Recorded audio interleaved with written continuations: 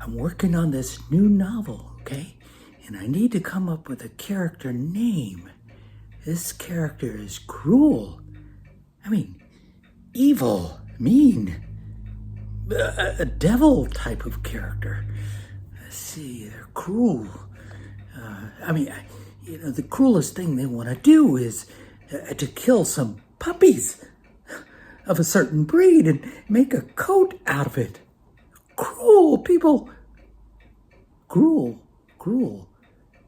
Cruella.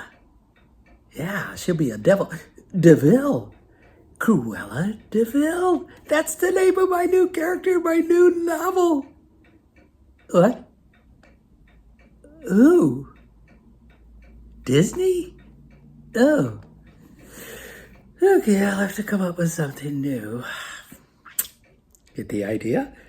This little video, short video that it may be, is about character names. If I have a little creature flying around the room and they ring a bell whenever they fly by, Tinkerbell is a good name.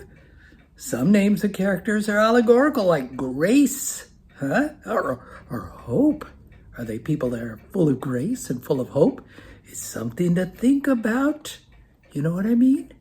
Anyway, doesn't matter what name you choose for one of your characters. Be careful that you don't scream at your reader about the personality of the character. Rock. Tad. Are they football players? Misty. Is she sweet and nice and bakes apple pies for the neighbors next door?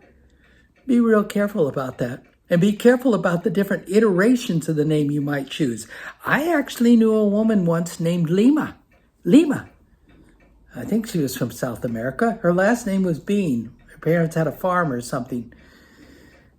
They called her Lima Bean.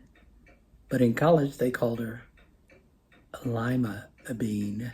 I also knew a guy back in the 50s and 60s, by the way. If a boy was born into a family and they gave him the same name as the father, he was Junior, of course. But sometimes they just called him Bud so that people didn't get confused. Bud. I knew a guy in college. Actually, I knew his sister, Janelle. Janelle used to type papers for me for my classes. Her name was Janelle Weiser, and her brother, Bud, was Bud Weiser. Get the problem? I also had a really wonderful high school teacher named Mr. Gwynn. I think he taught psychology. Mr. Gwynn liked to brag about his daughter. He named her Penelope. They called her Pen Gwynn. See the problem? Be careful. Think about names maybe that have different iterations. Maybe the character in your book is young when your book starts, and so she's called Catherine. She gets a little older, they call her Katie. She grows up and becomes an adult, they call her Kate. I mean, it's something to think about. Anyway, some writers in the past used to go to phone books to find names to use in their novels. The problem is you have to go to like a museum now or an antique store to find a phone book to be able to dig names up out of it. Any name you choose is going to be just fine. And don't worry about it if halfway through your novel you decide you want to change their name to something else because it seems to fit better with the personality you've created for them or the actions that they've taken. No problem. Do that. Search and replace thing if you're working on your computer. You can change their name very easily. Character names are important, the ones you choose. They sometimes motivate the development of the character, the personality that you give them, and the actions that you give them in your story.